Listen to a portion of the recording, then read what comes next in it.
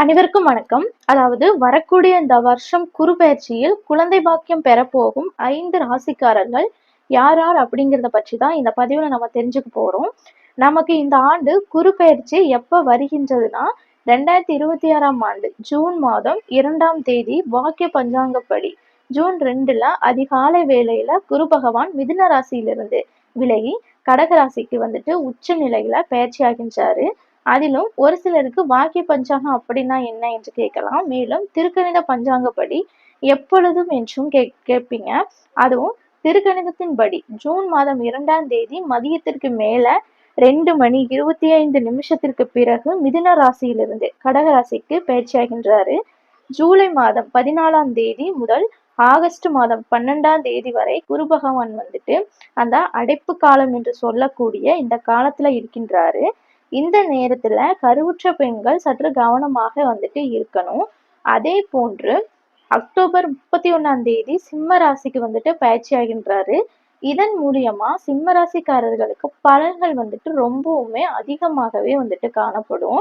எனவே குழந்தை பாக்கியம் பெற போகும் அந்த 5 ராசிக்காரர்கள் யார் யார் அப்படிங்கிறத பத்தி தெரிஞ்சுக்கலாம். அதுல முதல் ராசிக்காரர்கள் யாருன்னா கடக ராசிக்காரர்கள். கடகராசிக்காரர்களுக்கு குரு பகவான் உங்களது ராசியில் அமர்வதால், அதுவும் உச்சம் பெற்று அமர்வதால் ஒரு அபூர்வமான ஒரு நிகழ்வு. 5ஆம் இடமான பூர்வ புண்ணிய ஸ்தானத்தை வந்து பார்க்கிறாரு. அதாவது 5ஆம் இடத்துல பூர்வ புண்ணிய ஸ்தானத்துல எந்த ஒரு சுபகிரக பார்வையோ சுபகிரகங்களின் பயிற்சியோ இருந்தா கண்டிப்பா அவர்களுக்கு குலதெய்வத்தின் அருளும் குழந்தை பாக்கியமும் கட்டாயம் கிடைக்கும். வீட்டுல சுப நிகழ்ச்சிகளும் நடக்க ஆரம்பிக்கும்.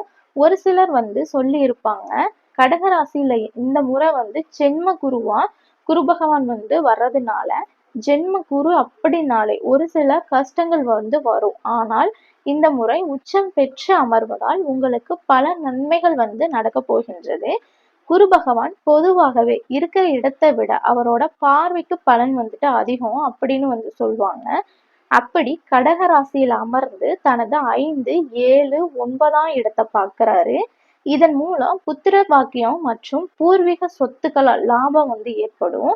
7ஆம் பார்வையின் மூலம் கணவன் மனைவி உறவு பலப்படும். புதிய தொழில்களில் ஈடுபட வாய்ப்புகள் வந்துட்டு அதிகம் வந்துட்டு தேடி வரும். மேலும் 9ஆம் பார்வையின் மூலம் தந்தை வழி ஆதரவு மற்றும் தெய்வ அனுகிரகம் வந்துட்டு கிடைக்கும். மேலும் கடகராசிக்காரர்கள் தொடர்ந்து வியாழக்கிழமைகள்ல மஞ்சள் நிற ஆடை அணிந்து குரு பகவானுக்கு கொண்டகடலை மாலை சாற்றி வழிபடுவது மேலும் ஒரு நல்ல பலன்களை வந்துட்டு தரும். தட்சணாமூர்த்தி வழிபாடு அல்லது திருச்செந்தூர் முருகன் கோவிலுக்கு சென்று வந்தால் மிகப்பெரிய மாற்றத்தை தரும். அது மட்டும் இல்லைங்க, உங்களால முடிந்த தானங்களை செய்யும் போது கண்டிப்பா உங்களுக்கு குழந்தை பாக்கியம் வந்துட்டு கிடைத்தே தீரும். அதுவும் குறிப்பாக வியாழக்கிழமைகள்ல தேன் தானம் செய்வது உங்களுக்கு குழந்தை பாக்கியத்துல இருக்கும் தடைகளை அகற்றி குரு பகவானின் அனுகிரகம் முழுமையாக கிடைக்க செய்யும். அடுத்த ராசிக்காரர்கள் யாருன்னா மிதுன ராசிக்காரர்கள். மிதுன ராசிக்காரர்களுக்கு குரு பகவான் 2ஆம் இடத்திற்கு வருவதால் குடும்பம் விரிவடையும். அதாவது புதிய உறுப்பினர்களாக குழந்தையின் வருகை வந்துட்டு உண்டாகும். குரு தன் பார்வையால் உங்கள் ராசியின் 6ஆம் இடத்தை பார்ப்பதால் இதுவரை வந்துட்டு உங்கள் வாழ்க்கையில குழந்தை பிறப்புல தடையாக இருந்து வந்த உடல்நிலை குறைபாடுகள் எல்லாம் நீங்கி சிறு ஒரு மருத்துவ சிகிச்சையின் மூலம் குழந்தை பாக்கியம் விரைவில் கிடைக்கும். பூர்வ புண்ணிய ஸ்தானத்தை குரு பகவான் பார்ப்பதினால், அதாவது உங்கள் ராசிக்கு 10ஆம் இடத்துல படுவதால் வம்சம் தலைக்கும் பாக்கியம் அதிகமாகவே வந்துட்டு இருக்கின்றது. மேலும் இந்த குரு பயிற்சியின் மூலம் உங்களுக்கு கடன் சுமை குறையும். நீண்ட நாள் இருந்து வந்த நோய்கள் வந்துட்டு குணமாகும். அது மட்டும் இல்லைங்க, எதிர்பாராத பணவரவு கிடைக்கும். ஆயுள் பலம் வந்துட்டு கூடும். தடைப்பட்ட காரியங்கள் தானாகவே நடக்கும். இது மட்டும் இல்லாமல் தொழிலில் ரொம்பவும் சிறப்பாக வந்துட்டு இருக்கும். பதவி உயர்வும் கிடைக்கும். கை நிறைய சம்பளம். அதே போன்று சமூகத்துல உங்களுக்கு என்ன ஒரு கௌரவம் எல்லாம் வந்துட்டு தேடி வரும் பாருங்க. மிதுன ராசிக்காரர்கள் புதன்கிழமை தோறும் விஷ்ணு பகவானை வந்துட்டு வழிபாடு செய்வதும், வியாழக்கிழமை தோறும் அருகில் உள்ள கோவில்களில் தட்சிணாமூர்த்திக்கு நெய் தீபம் ஏற்றி வழிபாடு செய்வது. மேலும் நீங்க வியாழக்கிழமைகளில் பெண்களுக்கு மங்கள பொருள்களான மஞ்சள் குங்குமம் இவைகளெல்லாம் வாங்கி தானம் செய்தால் குழந்தை பாக்கியம் கூடிய விரைவில் உங்களுக்கும் வந்து கிடைக்கும். 3வது ராசிக்காரர்கள் யாருன்னா கன்னி ராசிக்காரர்கள். இவங்களுக்கு புத்திரஸ்தானத்தை உறுதி செய்யும் பயிற்சியாகவே வந்துட்டு இந்த குரு பகவான் பயிற்சி அமைய போகின்றது. பஞ்சமஸ்தானத்தின் பார்வை இருக்கின்றது. உங்களுக்கு 11ஆம் இடத்துல அமரும் குரு பகவான் தனது 7ஆம் பார்வையால் உங்கள் ராசிக்கு 5ஆம் இடமான மகர ராசியை, அதாவது புத்திரஸ்தானத்தை நேரடியாக பார்க்கின்றாரு.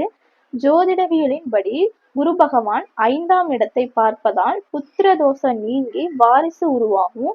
நீண்ட காலமாக குழந்தை பாக்கியத்திற்காக மருத்துவ சிகிச்சை எடுத்துக்கொண்டிருப்பவருக்கும் இந்த காலத்துல சிகிச்சை வெற்றிகரமாக முடிந்து நல்ல செய்தி வந்துட்டு தேடி வரும். மேலும் கன்னிராசிக்காரர்களுக்கு தொட்டதெல்லாம் தொடங்கும் இடமாக இந்த குரு பயிற்சி வந்துட்டு இருக்க போகின்றது.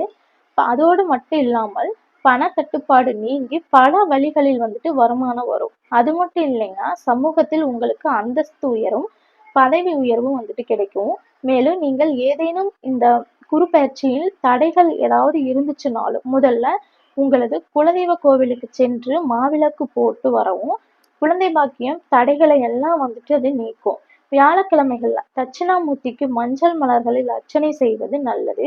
மேலும் வியாழக்கிழமைகளில் பசுவிற்கு வாழைப்பழம், பசு தீவனம் இந்த மாதிரி எல்லாம் வந்துட்டு வாங்கி பசுவிற்கு தானமாக கொடுக்கும்போது கண்டிப்பாக உங்களுக்கு புத்திர பாக்கியம் விரைவில் கைகூடி வரும்.